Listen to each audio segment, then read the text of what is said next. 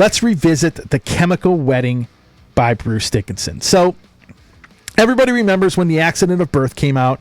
Everybody remembers Chemical Wedding coming out after that. Two really phenomenal albums. And back in 1998, I remember when The Chemical Wedding came out, there were a lot of great heavy metal releases at the time that I absolutely loved. You know, Halloween had Better Than Raw. Gravedigger had Knights of the Cross. You had Blind Guardian with Nightfall and Middle Earth. And metal was really kind of starting to, you know, its comeback was starting. Bruce had Accident of Birth, which I saw on tour in 1997. Like maybe 300 people showed up, which, you know, thinking about that now and looking at how big Iron Maiden is still, kind of hard to believe, but that was the 1990s. But I saw the show that he played in 1997 on the Accident of Birth tour. Roy Z was playing there. Adrian Smith playing on stage with them. I mean, Bruce was on. It was unbelievable. Then you had The Chemical Wedding, which is my favorite Bruce Dickinson album. A much different record, actually. And I'm going to play an interview clip here with Roy Z. When, you know, back in, I think I interviewed Roy back in like 2011. He talked about The Chemical Wedding because I asked him about the approach to that album. Check this interview clip out right here. With Chemical Wedding, you know, that seems to be a huge fan favorite, and it's my favorite Bruce Dickinson solo album. And what was it like recording that record? Talk a little bit about the making of that album, and tell the fans what it was like to record that record. Right. Well, yeah, it was I don't know, it was just this vision, you know, and we just worked on it was cool. We did Accident of Birth, and we could have easily done Accident of Birth Part 2. That would have been a success, I'm sure. But I mean, we just went for it, you know. I was in a cool space, really good space musically at the time, and I still, you know, different spaces. But it was really, I remember really feeling it, that album and that style that came out of there, you know. And it was just kind of experimental, you know, and it just like, you know, there was no instrument that we wouldn't try to use, you know. So there's different types of synths and stuff in there that was really cool, you know. I don't know, I don't think people were down-tuning that much in heavy metal at that time, you know, so that was fun to do. We were sticking bass strings on our guitars and stuff. And Adrian was really into it at that, you know, he was into it before, but right there he found his slot, you know. He was like, yeah.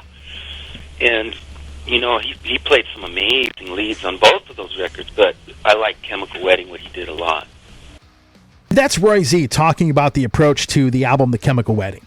So for me personally, the album has some of the heaviest music that Bruce has ever done, and some of the most epic music he has ever done. Now, a lot of the album, of course, was based off of the works of William Blake, which is really funny because I had interviewed Bruce in 1999, initially when he rejoined Iron Maiden, and that was his alias of the hotel he was at. It's kind of funny, actually.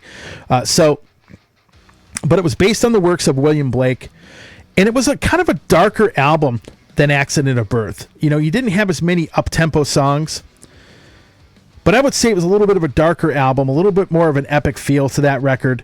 And Bruce Dickinson toured. He went on a world tour.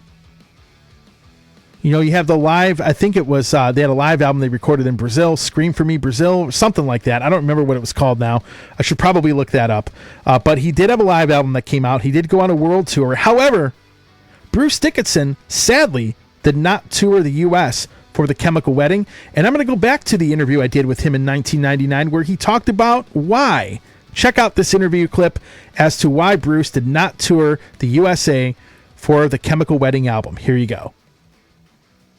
When I came up with an American tour, which was, I mean, it was a great tour. It was, I think, it was myself and Anthrax, and now I forget who the third act on the bill was going to be, but it was going to be basically like a real hot young, you know, metal band. Yeah. It was a great tour. I mean, the venues, everything was just like there, and they were like, no, you know, we're not going to put any tour support up for it. And then to make life more interesting, I said, well, okay, I'll pay for the tour. I just want to know that you're going to, go out and really promote the, excuse me, sneeze, and really promote the album like crazy and stuff. They wouldn't guarantee to do that either, which kind of hacked me off, because it was a great record. Yeah, well. I mean, it really bummed me out, because there I was getting like front covers and all the rest of it in all these magazines throughout the world, and particularly in North America. And I'm like, Jesus, wow, okay, well, and fortunately there was an opportunity to terminate the contract, so I did. And that's Bruce Dickinson talking about why he did not tour the United States for the Chemical Wedding album. Now, keep in mind, that clip, there was a long rant about the record company at the time, CMC International. He went on this long rant. I cut that out because there's a lot of things that really aren't relevant today. But essentially, as you heard him say, even when he decided to put up money for the tour, the label just didn't want to promote it or do anything with it, which I think is absolutely stupid. But that's part of the reason he went on a rant for like 5-10 minutes about that record label to begin with. And that interview was done right around the time he was announced. It was announced that he was rejoining Iron Maiden. Now, I ended up getting to go see Iron Maiden in Cleveland that year. That's when I ended up getting to meet Bruce briefly. Very nice guy. The guys in Iron Maiden, as I said in the previous podcast, Nickel McBrain, really cool dude. But they put on a hell of a show. I remember in that show, too, someone threw a bottle at Bruce, and he went ballistic and started screaming at the crowd. This was in Cleveland. It was at a place called Nautica, downtown Cleveland. So, anyway, a song like Killing Floor, one of the heaviest songs Bruce has ever done. Book of Thel, probably my favorite song on the album, but you had Gates of Urizen. The reissue, there was a reissue of the album not long ago. There was a B-side called Real World that I think was a great song. But it was overall just kind of a darker feel. Now, many people, when you talk about Bruce Dickinson's solo career, usually when you ask people what is their favorite album, it's usually either this one or Accident of Birth. And it's kind of like 50-50 when people say that. Very few people will say it's any other album but those two. But it's kind of like, it's kind of like even keeled. Like, which one do you like better? Do you like the more upbeat album in Accident of Birth? Or do you like the kind of darker record with The Chemical Wedding? I think The Chemical Wedding had a few more elements musically. But overall, it's my favorite Bruce Dickinson album, even still to this day. Now, his newest album, I thought was actually still pretty good. Tyranny of Souls I thought was good, but The Chemical Wedding, man, that's like money for me. That is such a great record. And, it came out in 1998. I think it was I'd like to say number 2. I think it was my third favorite release that year. And again, a lot of great heavy metal albums came out in 1998. They really did. You had, like I said, Nightfall Middle Earth by Blind Guardian. Phenomenal record. You had Better Than Raw by Halloween. Still one of, if not my favorite album by them. The band Rage came out with an album called 13. Running Wild had the album The Rivalry. You had what was the other release? Oh, Knights of the Cross by Gravedigger. Just so many great records.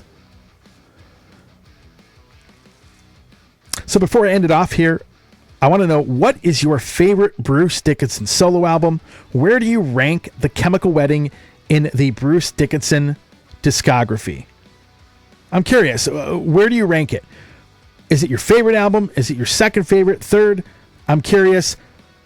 Leave a comment. Let me know what you think. Let me know where you have this album ranked.